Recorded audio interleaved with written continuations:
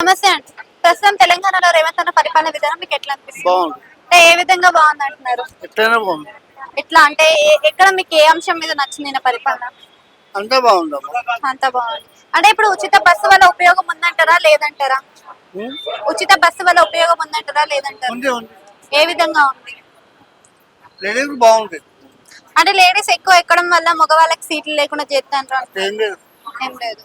మీరు సీఎం రేవంత్ రెడ్డి పరిపాలన చూసిండ్రు, ఒక సంవత్సరం నుంచి చూస్తాండ్రు. మళ్ళీ అంతకు ముందు కేసీఆర్ పరిపాలన చూసిండ్రు కదా, ఆయనకి ఈయనకి తేడా అంటే ఏం చెప్తారు? చాలా తేడా ఉంది. ఏం తేడా ఉంది?